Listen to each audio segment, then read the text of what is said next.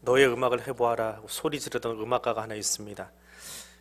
임동창이라고 하는 사람인데, 임동창 씨가 군대 가기 전에는 불교에 입문해가지고 법명까지 받았던 사람이라고 합니다. 근데 군에 갔다 와서 마음을 바꾸고 세속으로 다시 돌아왔죠. 그리고 음악을 다시 하고 피아노를 배웠는데, 우리 피아노 반주자들처럼 저렇게 예쁘게 치는 게 아니고 피아노를 부셔버렸다고 그래요. 예. 그래서 아주 기인 같은 사람입니다. 그 사람의 반주에 맞춰서 노래할 수 있는 사람이 없다라고 할 정도로 아주 기인입니다. 1996년 5월 달에 군사 정권이 끝나고 민간인 정부로 넘어가면서 대중음악에 대한 검열이 철폐되었습니다. 그래서 그것을 기념하려고 서울대 강당에서 그것을 기념한 자유 공연이 열렸습니다. 저희 언더그라운드 가수라고 불리는 윤도현 밴드나 강산의 노차사, 정재춘 씨 같은 사람들이 다 나와서 이제 무대를 채우고 음악을 연주를 합니다. 거기 이 임동창 씨도 나오게 되었습니다. 그분의 순서가 되었을 때에 강단에 있는 것은, 이 무대에 있는 것은 그랜드 피아노 한 대였다고 합니다. 근데 그 옆에 같이 나온 사람이 누구냐 하면 장사익이라고 부르는 사람입니다. 이 사람도 아주 기가 막힌 사람이에요. 두루마리를 입고 나왔습니다. 옆에는 현대식 피아노가 있고 한쪽에는 두루마리를 입고 사람이 서 있는데, 이 장사익 씨는 자기가 방금 불렀던 노래를 다시 부르라고 하면 앞에하고는 전혀 다른 박자와 운율로 불러버립니다. 그러니까 정형화된 틀이 아니라 아주 무전형의 음악을 추구하는 사람이라서 누구도 이렇게 반주를 받쳐줄 수 없는 그런 아주 또 다른 괴짜였는데, 이 두 사람이 나와서 음악을 노래를 하기 시작했습니다. 하늘 가는 길이라고 하는 노래를 10분 동안 불렀다고 합니다. 근데 10분 연주가 다 끝나고 나서 아주 잠시 침묵이 이어졌습니다. 그 앞에 유명한 그 가수들이 다 나와서 한 직후라서 이 공연을 주관했던 스텝이 이 반응이 갑자기 썰렁해지니까 어찌할까 하는 그 짧은 순간 사람들이 갑자기 일어나서 환호성을 지르면서 큰 박수로 그 사람들 음악을 가슴으로 담았다라고 하는 일화가 있습니다. 사람들은 모두가 다 춤을 춥니다. 자기 나름의 춤이 있습니다. 몸치라고 하는 사람들이 있죠. 음악이 나오도 이렇게 잘 춤을 못 추는 사람들. 근데 그건 몸치가 아니고 사실 그건 그 사람의 춤입니다. 단지 다른 사람들처럼 어깨를 들썩이거나 무릎을 튕기거나 머리를 흔들지 못할 뿐이지, 못하는 게 아니고요, 그냥 그 사람의 춤이에요. 그 사람만의 춤을 추고 있습니다. 춤을 추게 하는 것은 우리 마음속에 있는 감정이라고 하는 겁니다. 그 감정에 맞춰서 춤을 추는데, 영어로 감정은 이모션이라고 그러죠. 이 이모션의 라틴어는 흐른다라고 하는 말입니다. 강물이 흘러간다. 그래서 내 감정이 어떻게 흘러가느냐, 내가 어떤 감정을 가지고 있느냐에 따라서 우리 인생의 춤이 추어집니다. 우리 마음속에 어떤 슬픔이 있고, 어떤 분노가 있고, 어떤 화가 있고, 어떤 기쁨이 있고, 그 감정의 흐름이 우리 인생의 춤, 그리고 우리의 말을 달라지게 만드는 것이죠. 그래서 어떤 사람의 기도를 들어보고 어떤 사람의 말을 들어보면 그 사람의 마음속에 지금 어떤 감정이 흘러다니고 있는지, 무엇이 그 인생의 중심축을 관통하면서 흘러가고 있는지가 그대로 보여집니다. 아무리 감추려고 해도 인생의 춤은 모두에게 보여지게 되어 있습니다. 여러분은 어떤 춤을 지금 추고 계십니까? 여러분의 가슴 속에는 지금 어떤 감정이 흘러가고 있습니까? 오늘 본문에 한 관리가 등장을 합니다. 이 관리라고 이름되어진 이 사람은 마태는 청년으로, 마가는 한 사람으로 소개했는데 누가는 관리라고 소개하고 있습니다. 이 관리라고 하는 단어는 로마 정부에 의해서 임명된 사람, 혹은 회당 일을 맡아보는 사람, 또는 사내들인 공회의 일꾼, 여러 가지 용도로 쓰입니다. 그래서 이 사람이 어떤 일을 하고 있었던 사람인지는 성경만 가지고는 알 수 없습니다. 어려운 것까지 굳이 짐작할 필요는 없고요. 단지 관리라고 이름된 이 사람들 공통점이 하나 있는데, 돈이 많다는 거예요. 그 당시에 그 사회 속에서 소위 출세한 사람들이고 돈을 많이 가지고 있는 부자 축에 들어가는 사람, 그 사람들을 그냥 관리라고 하는 단어로 이름 붙여서 사용했습니다. 이 관리라고 알려진 청년이 예수님께 와서 질문을 합니다. 선한 선생님, 내가 무엇을 하여야 영생을 얻을 수 있겠습니까? 이 짤막한 18절의 이 질문은 이 청년 관리가 어떤 생각과 어떤 감정의 흐름을 가지고 세상을 살아가고 있는지를 아주 여실히 보여주고 있는 것입니다.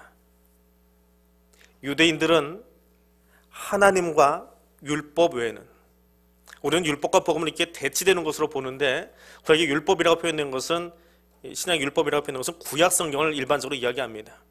그러니까 하나님과 성경 외에는 선하다라고 절대로 형용사를 붙이지 않습니다. 특별히 사람에게는 선하다라는 말을 붙이지 않습니다.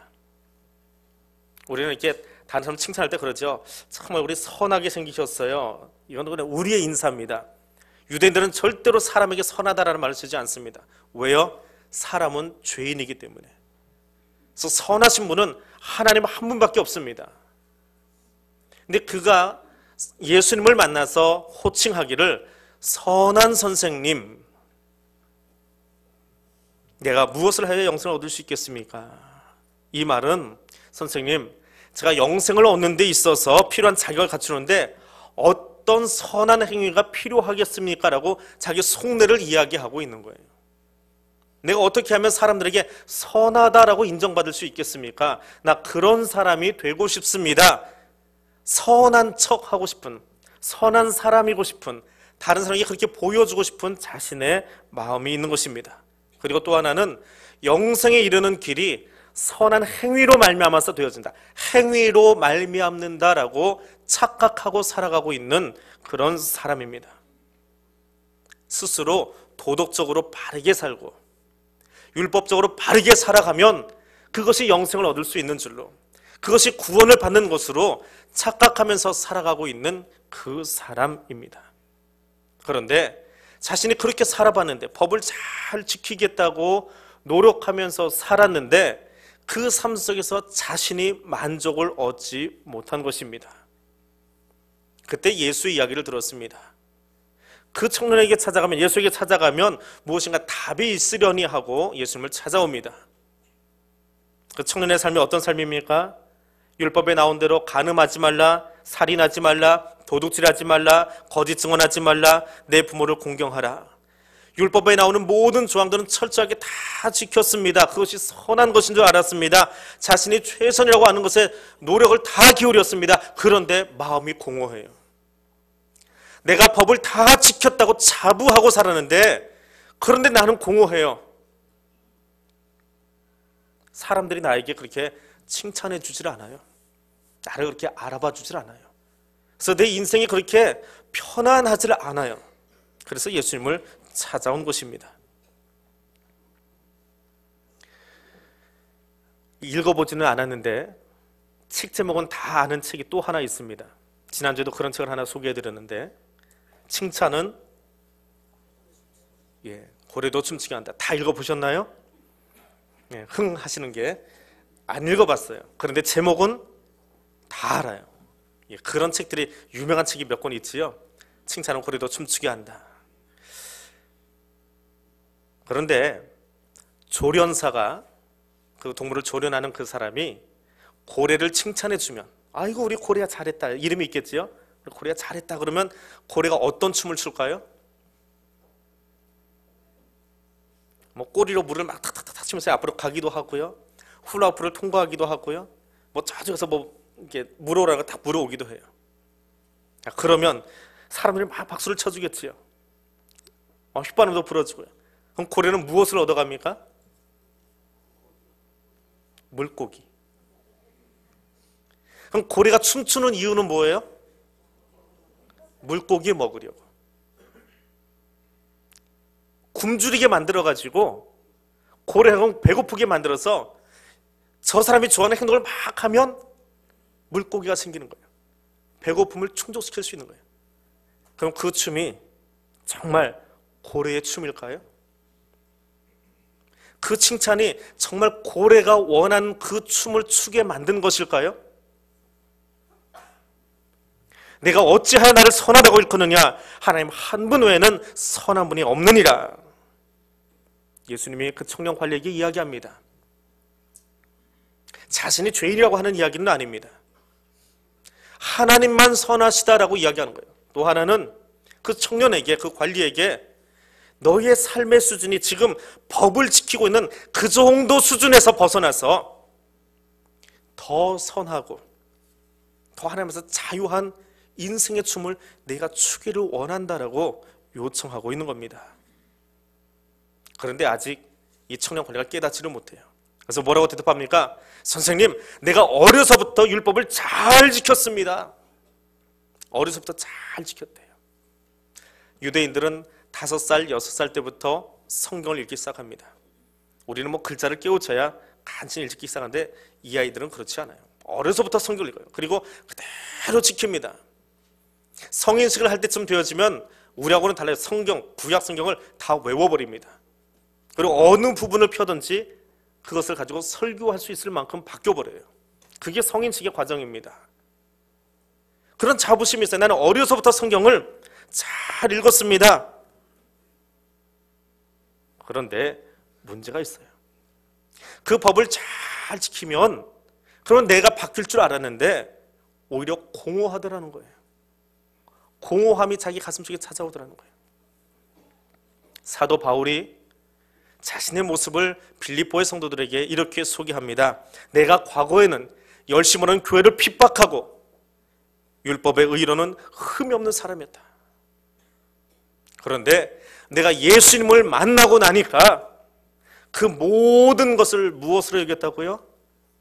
배설물로 여겼다. 예수 만나고 나니까 법에 매여있던 나의 삶이, 율법에 매여있던 나의 삶이 다 배설물 같더라. 정말 예수 안에서 자유함이 무엇인지 모르고 그렇게 살았던 내 인생이 예수님 때문에 달라져서 이제는 그것을 배설물로 여기게 되었다. 근데 그 바울보다 이 청년 관리를 먼저 깨달은 거예요. 근데 그 다음을 모르는 거지요. 내가 율법을 잘 지켰어요. 법대로 다른 사람에게 해코지 아니하고 다른 사람에게 피해 주지 않고, 그래요. 내가 이렇게 바운더리 잘 정하고 경계선 잘 정하고 사람들이 보기에 당신 이거 잘해요, 저것도 잘해요, 율법도 잘 알아요, 칭찬해 주기는 하는데 그 울타리 안에 내가 살다 보니까 공허한 거예요. 그 칭찬이 정말 나를 위한 게 아니더라는 거예요. 그 인생의 춤이 정말 기쁘지가 않더라라고 하는 거예요. 그 공허함을 이미 발견했습니다. 근데 그것이 왜 그런지를 모르고 있었던 거예요. 예수님이 이 청년의 문제점을 콕 찍어서 지적을 하십니다. 22절입니다. 같이 읽어보겠습니다. 예수께서 이 말을 들으시고 이르시되 내게 아직도 한 가지 부족한 것이 있으니 내게 있는 것을 다 팔아 가난한 자들에게 나눠주라. 그리하면 하늘에서 내게 보화가 있으리라. 그리고 와서 나를 따르라 하시니. 아멘. 예수님이 청년의 문제가 무엇인지 전곡을 찌르고 계시는 거예요. 한 가지 너에게 부족한 것이 있다. 율법 다 지킨 것 같고 법대로 잘 사는 것 같은데 너에게 한 가지가 부족하다. 한 가지예요. 여러 개가 아니고 한 가지가 부족하다. 뭐라고요? 내게 있는 것을 다 팔아서 가난한 자들에게 나눠주고. 무슨 말입니까? 이 청년이 율법을 잘 지키고 있는 것 같지만 딱 하나는 놓지 못하는 게 있어요. 말씀이 요구하는데도 절대로 놓지 못하는, 계속 집착하고 있는 것이 하나 있어요. 이 청년 관리는 남에게 해를 끼치지 않을 정도로 그렇게 잘 살았어요. 도둑질하지 않고 이웃집 여인 쳐다보지 않고 부모 공경하고 자기 것 잘 경계선 정하고 이렇게 살면 사람들이 나를 인정해 주겠지 그러면서 살아갔더라는 거예요. 그것이 아니다. 그것이 너의 인생이 아니다. 조련사의 칭찬을 받은 고래가 춤을 춥니다. 흥이 나서 춤을 춰요. 물 위에서 텀벙텀벙 거리고 뛰어다니고요. 훌라후프를 뛰어넘고요. 그것이 사람들이 보기에는, 조련사가 보기에는 멋있는 춤인지 모르겠지만 고래에게는 그게 행복한 춤일까요? 춤은 그런 것이 아닙니다. 허기진 배를 채우기 위해서 추는 춤은 춤이 아닙니다. 아이들을 키우면서 아이들을 칭찬해 보셨지요? 이게 초등학교 다닐 때는 잘 못하던 아이들이 중학교 가고 고등학교 가니까 한 30분, 1시간 앉아서 공부를 하기 시작해요. 그 엄마가 칭찬합니다. 아이고 우리 녀석 이게 크더니 1시간을 거기 앉아있네. 칭찬해줬어요. 근데 그 다음날 이 아이가 또 의자에 1시간 앉아서 공부를 합니다. 누구를 위해서 할까요? 거꾸로 내가 이 아이를 칭찬했어요. 아이고 1시간씩이나 앉아있어. 누가 기분이 좋은 거예요? 얘는 지금 컸다고 조금 더 공부가 어려우니까 책상에 앉아있긴 한데 정말 그렇게 앉아있는 얘를 바라보면서 정말 기분 좋은 건 누구예요? 엄마예요. 그럼 누구를 칭찬하고 있는 거예요? 솔직해지세요. 사실은 나를 칭찬하고 있는 거예요. 내가 그동안 잘 참았더니 이제 이 녀석이 1시간도 앉아있을 수 있어? 칭찬이 누구를 향했나요? 고래를 칭찬합니다. 고래야 잘했어. 아이고 제주도 넘을 줄 알고 훌라후프도 뛰어넘을 줄 알고 처음 들었을 때는 천방지축이더니만 가져오니까 따박따박 물건도 잘 가져오네. 누구를 칭찬하는 거예요? 야, 내가 이 녀석 훈련 잘 시켰지? 조련사 너 참 훌륭해. 너만한 조련사 없어. 누구를 칭찬하고 있어요? 자기 자신. 고래는 배고파요. 물고기 한 마리나 주세요. 다 필요 없어요. 물고기 한 마리만 주세요. 그러면 돼요. 청년에게 있어서 율법은 무엇입니까? 하나님께 가까이 나아가기 위한 도구가 아니라 자신을 드러내기 위한 도구에 불과했어요. 여러분 대한민국 국적 가지고 계시지요? 대한민국 헌법 제1조부터 마지막 조까지 다 아시는 분 손 들어보세요. 법 없이도 참 잘 사시네요. 저도 1조밖에 몰라요. 대한민국은 민주공화국이다. 맞나요? 그거 하나밖에 몰라요. 나머지는 법 몰라요. 근데 그 법을 헌법만이 아니고 형법, 민법 이거 다 외우시는 분들이 있어요. 누구요? 저 서초동에 가면 우리 검사, 판사, 변호사 하시는 분들. 근데 그분들은 그것을 외움으로 해서 기쁨을 누려요. 그 법을 알지 못하는 사람들에게 조언을 해주고 격려를 해주면서 아 법은 이런 거야. 이거 제보 살아요.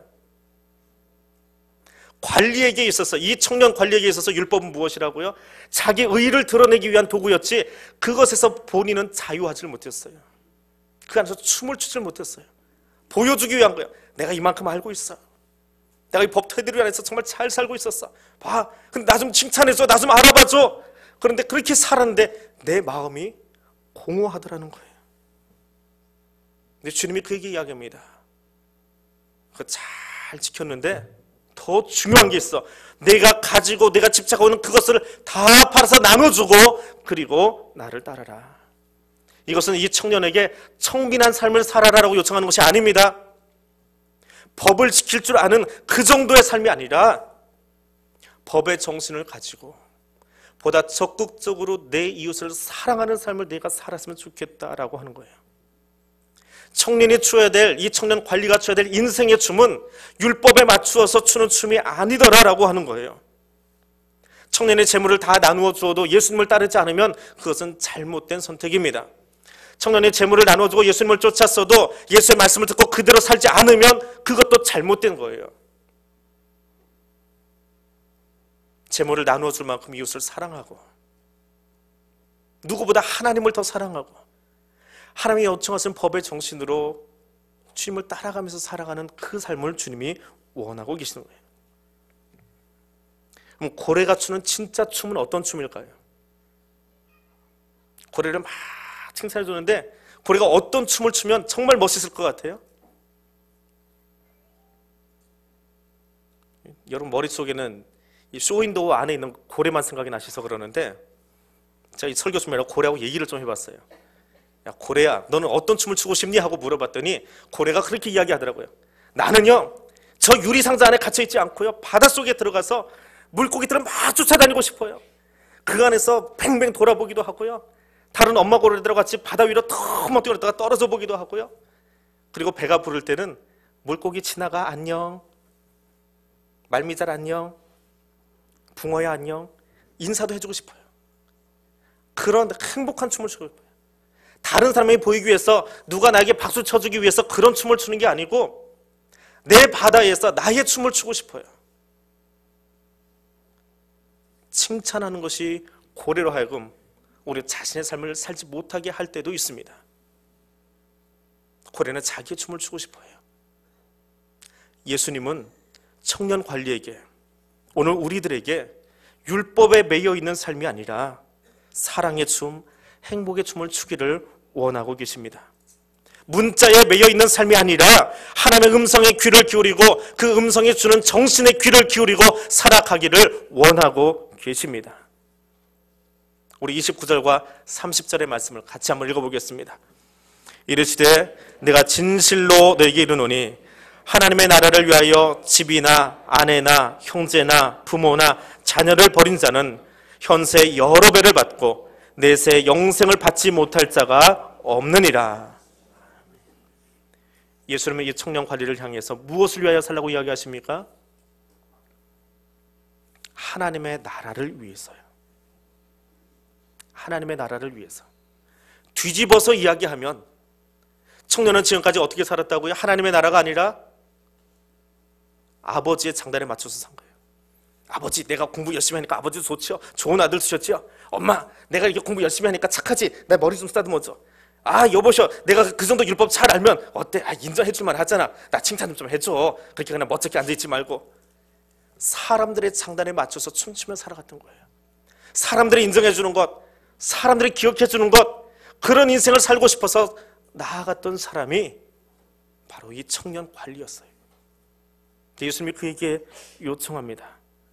이제 더 이상 사람들의 장단에 맞추는 그런 너의 춤이 아니라 내 가슴 속에서 나오는 행복한 춤을 내가 추기를 원해. 그 춤은 어디서 나오는 거예요? 하나님의 말씀이 그 가슴을 흘러 지나갈 때에 그 말씀의 흐름에 맞춰서 춤을 출 수 있는 거예요. 그러기 위해서 내가 버릴 것이 하나 있어. 그게 뭐예요? 하나님보다 더 사랑하는 물질. 하나님보다 더 사랑하는 물질. 그것을 내려놓기를 원해. 하나님의 영생과는, 하나님 나라의 영생과는 상관없는 것들을 끌어안고 그것이 춤인 줄 알고, 그것이 인생인 줄 알고, 그것이 명예인 줄 알고, 그것이 직분인 줄 알고, 그것이 나의 전생인 줄 알고 그렇게 춤을 추고 사는 우리들을 향해서 그거 다 내려놓고 다 벌리고 그렇게 춤추기를 원해. 예수님과 춤추는데 방해가 되는 것들이 있습니다. 말씀을 들었는데도 우리의 가슴이 그 말씀에 같이 흘러가는 대로 춤추지 못하게 하는 그런 답답함이 내 안에 있습니다. 그래서 춤을 못 추는 거예요. 손을 이렇게 두 주먹을 꽉 잡고요. 여러분 가슴에다 이렇게 엑사로 꽉 한번 움켜 잡아보세요.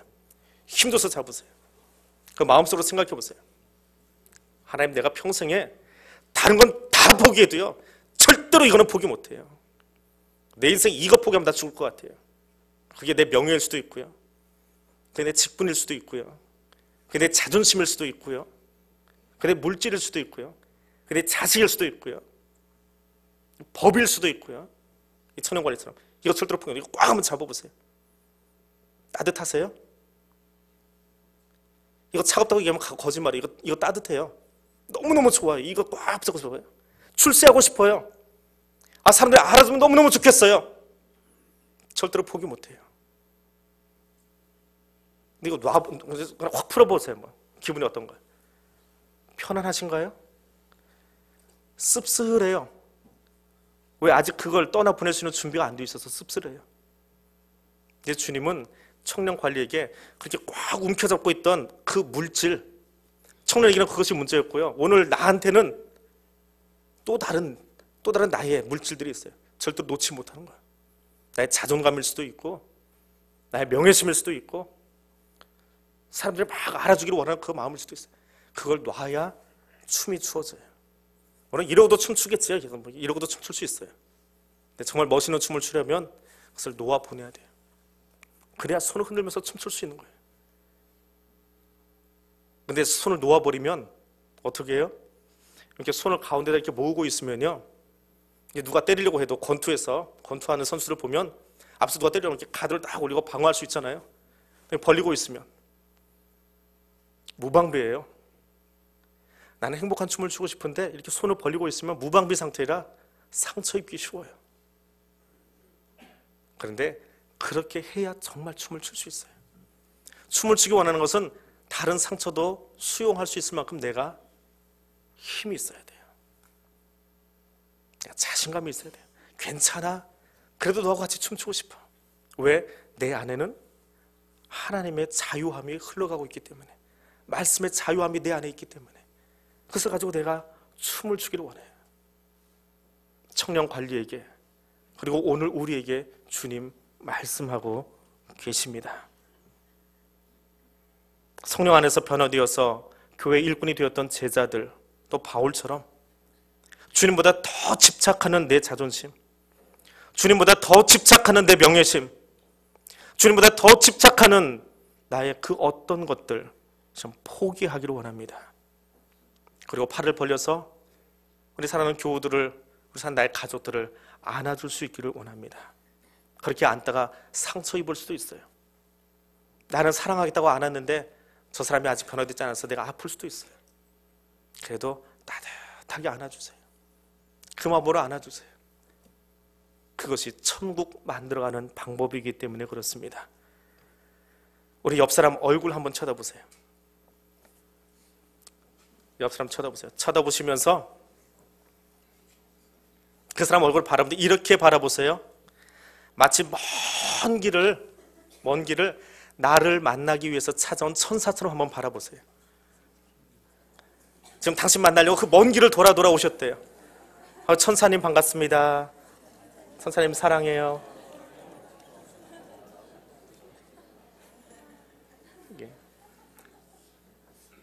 우리 앞 사람들 그렇게 한번 안아줘 보세요. 바라보지만 마시고 천사를 안아주듯이 한번 안아줘 보세요. 천사 안아주듯이. 천사가 와도 그냥 맹맹하게 앉아있는 사람들도 있네요. 빨리 빗장 푸세요. 그 빗장 안 풀리면 천사하고도 못 살아요. 천사가 찾아와도 못 살 거예요 아마. 푸셔야 돼요. 천사를 만나는 마음이 있어야 아브라함이 천사를 통해서 소돔과 고모라의 메시지를 전할 수 있잖아요. 마치 먼 길을 나를 만나기 위해서 찾아온 천사 만나는 것처럼. 오늘 여기서는 다 못 해봤지만 여러분 집에 가셔서 여러분의 아내와 여러분의 남편, 여러분 자녀들을 만날 때에 너 나를 만나려고 그렇게 먼 길 찾아왔니? 그리고 세상에서 내가 사랑해 주어야 될 사람이 이 한 사람밖에 없는 것처럼 그렇게 안아주세요. 저 뒤에 작은 딸도 있고 그 셋째 딸 있고 넷째 딸이 있어도 앞에 지금 서 있는 그 사람 바라보면서 세상에서 내가 사랑하고 안아줘야 될 사람이 이 한 사람밖에 없는 것처럼 그렇게 가슴 벌려 안아주세요. 그 사람과 함께 춤을 추세요. 하나님은 우리에게 그 춤을 추기를 원하고 계십니다. 하나님 오늘 우리에게 그 행복한 춤꾼이 되기를 원하고 계십니다. 하나님보다 더 집착하는 모든 것들을 다 내려놓고 오직 하나님과 자유의 춤을 추는 우리 교회가 되기를 원하고 계십니다. 오늘 여러분의 가정에 또 우리 교회 안에 그 행복한 춤 사이가 날마다 더하여 주기를 주님의 이름으로 축복해 드립니다. 기도하겠습니다. 생명의 창조자 되시는 하나님, 죄로 말미암아 죽은